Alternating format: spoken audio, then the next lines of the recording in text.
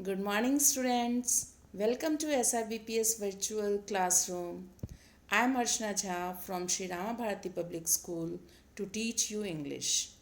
Today we will continue our last chapter, the last lesson. Before I'll start for the text, I want to share with you a very important thing. To time is money. I just want you to take care of your seconds with the belief that ours will be saved. I didn't take it randomly, but today we are going to prove this fact through the second part of this chapter. Let's believe in that and always keep in mind time and tide wait for none. So, in our the last lesson, we have covered certain things. Let's have a recap of that. I know you remember this fellow. Yes, he is Alphonse Daudet, the writer of the chapter. Yes. Now we have covered certain things where this story is set in. As we know that this story is set in the days of Franco-Prussian War, and during that time, Prussian had conquered two of the districts of France. And now the impact of that war is being shown in through this chapter. The writer never took us to the battlefield in this during the story time, but yes, that impact could be felt. Let's see. So, what part we have covered? That French, the narrator, the main character, was reluctant to go to the school. He was having a fear in his mind as he was late for his school and he had not done his homework. He was tempted by the warm weather and chirping birds too, and he wanted to enjoy the Prussian soldiers' drill in the fields too. But somehow he controlled himself and hurried to his school. So what he found on the way? Crowd in front of the bulletin board. And what was that bulletin board? That bulletin board was the same one from where from last 2 years they were getting the news of lost battles. They were getting the order from their commanding officers. When he reached school, he found the change scenario of the school. What was the change? Instead of noisy classrooms, everything was as quiet as Sunday morning. Yes, and the teacher was dressed in his Sunday best, the special cloth which he used to wear whenever it was special day. Even the villagers were also occupying the last seat. It was all because of the order from Berlin to teach German. This was announced by the teacher. What was the announcement? That this uh, class was their last French lesson. It was last class of his teacher, Mr. M. Hamel. Now, after this announcement, it was a thunderclap for this for narrator, and his attitude towards his teacher changed. He had already observed that change in his teacher. Instead of scolding him for getting late, he welcomed him politely. And when the announcement was made, this realization came to him. He got the reason behind the crowd of nearby the bulletin board and why his teacher was in his Sunday best. Yes, students, we have covered this much part in the first class. So now we are going to cover this next part of this the same chapter, the last lesson of your Flamingo book. So after the announcement, now M. Hamel, his attitude, and he just wanted to give that class the best one. He wanted to teach his students the best. So he continued with his lesson. It was going to be his last lesson.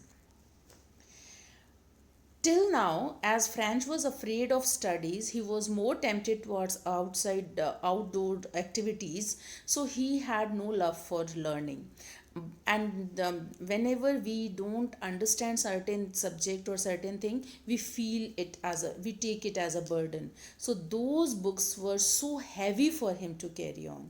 He always used to feel them as, take them as a burden. But when he realized that it was going to be his last lesson in French, so all those French books where he learned about his history and where he could learn about many other things there, so that all became, he felt as if he could hold them tightly there. Just like a friend, he was as if he was missing his friend. Then Hamel called him, and it was his turn to read. He wanted to impress Hamel. It was, he realized that importance. Now he realized that thing. So he wanted to give everything in the best way. But he had already mentioned that he didn't know a single word of French. So he couldn't read it properly. He stammered. But the teacher was not in the mood of scolding anyone. So what he did, he announced this thing. I want you to pay attention. I have taken the text part here. That he was just saying that he was not going to scold him. What was the reason? Because French was not the only one who was to be scolded. Every one of them, every one of present in that class had the same tendency. They had a tendency to that they had plenty of time, they can do it tomorrow, as we all do many a time. This is called procrastination, postponing the things for tomorrow. Now that was a great trouble with that area, and somewhere uh, this teacher wanted to highlight that thing, and he told that this is the common trend that they all had accepted, that was they all were following, that was to put the things of learning till tomorrow. Now he just told that how can you, they could, anyone could call himself to be a proud countryman. Those French, they could not call themselves to be proud Frenchmen when they were not able to speak their own language. You can easily connect with this if you feel, if you can replace French with Hindi. It's your mother tongue. If you are not able to present or express yourself best in Hindi, how can you call yourself to be a proud Indian? Any of the Indian language I'm talking about, just example, for example, I shared about Hindi, right? So if you want to call, and he just now was trying to talk about that was to be blamed. So very first he highlighted that parents, because, and this also through this reason, writer somewhere is trying to tell us what kind of scenario was there, what kind of people were there. They were so poor that they couldn't encourage their kids to go and study. So this was all what was happening there. So parents were just calling their kids to for fields, working in fields only. So the first blame which writer was the teacher pointed out was about the parents. But, and again, learner procrastination, he blamed himself also, because for some time he used to give them free period, he used to give them holiday whenever he wanted to enjoy. Now the procrastination is being raised here. I just want to highlight on this thing. This procrastination leads to you a guilt feeling, and that creates a panic. Thereafter you start making excuses, and then you are encircled there. So what is the right way to get rid of it? Just believe it, and what you give important to time, and do it today. What we do, we are being given homework, and what we feel, okay, I have enough time to do that thing. So see, homework, procrastination, and then what happens, you regret later on. So never do that thing. So 3 reasons Hamel raised here. One was about this child labor. The parents were responsible for that thing. Their parents couldn't and their condition also, you can say. Second was procrastination. That was on the part of learners. They used to postpone it. We will do it tomorrow. Even teacher, he could have done this amendment, this teaching beforehand also, but he kept on postponing it and missing classes, not going for the regular classes. That all became the reason for not learning French. Yes, these three reasons he raised. Thereafter, he highlighted the importance of French language. He announced it to be the most beautiful language, and because it was a matter of their identity. Here, we get a feeling of linguistic chauvinism, but that's wrong. Feeling proud of your language cannot be mixed with the linguistic chauvinism. Linguistic chauvinism is when as you take your language as a superior one to other, and you impose your language. We can blame here Germans to be like that because they were imposing German language on them. So language is can be identity for anyone. Language is identity for anyone. So it cannot be everybody should have proud of his language. Language is key to the reason. uh, Everybody is prison right now, you can say, in hour of crisis. They were in that situation. So M. Hamel gave them this instruction that if they could hold and they could have hold on their language, nobody could keep them. That would be the key to their slavery too, and they could come out. And see, that day this was the scenario of the class. Earlier, even in students were not interested, teacher was not paying that much attention, he was always having the ruler in hand. But that day everyone was silent, and they were listening to their teacher, and teacher was putting all efforts to make them understand. Later on, after explaining about their history and all reading work, he gave them some new notebooks to write on that, and they all were writing, and only scratching could be heard there. But as we have, as already we were being introduced French as a curious child who easily could get distracted by chirping of the birds and other things. Same happened. Peasants were going outside and he got distracted. But wondering, again, this is the part of your text which I want you to pay attention to.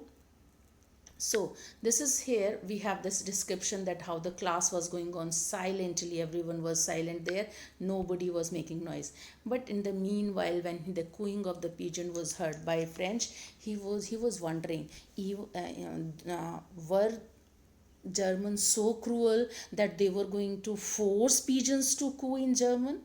So that was to highlight the cruelty of the Germans. At the same time, writer somewhere had tried that as cooing is a natural instinct, it's a natural thing in peasants, so is our mother tongue. So nobody should force anyone to stop, and nobody should do this effort. So Germans, when they tried to take away their mother tongue from them, they were cruel enough. So in order to highlight that thing, writer rightly compared it here, and that reference is valid. Now this way the class went on there, and teacher tried his best to give the things, and in last he's just expressed he was overwhelmed with the situation, and then he wrote Vive la France, that was to pay tribute to his motherland, and long live France, it means long live France, and he left his class in with this tone. Right, so this is all about the chapter. We never went to the war, no direct description is there of war, but we can easily see that how much impact was there of the war in the life of the villagers. Now just quick recap I want. Hamel realizes that all three were to be blamed, children, parents, and he himself also, when they lost the regard and respect for their language, so that they were all to be blamed. I repeat that three things: child labor and procrastination, and his own leniency could be the matter. And he taught them the best thing in that last lesson, that was to give importance to their mother tongue. And atmosphere in the last class was completely silent, proper teaching and learning was going on. Teacher was teaching sincerely, and student was also studying sincerely. So see that your attention, your that get connected with the teacher's efforts, then that class goes in the best way. So French was wondering, though he was wondered by that even whether those Germans would force even pigeons to coo in German. So that shows his distraction, and this ends with Vive la France, long live that country. So this is all about the chapter there. I hope all of you have understood. And in your query session we will go with the question answers round also. So this is all about today. Thank you and have a nice day. Thank you. Bye bye.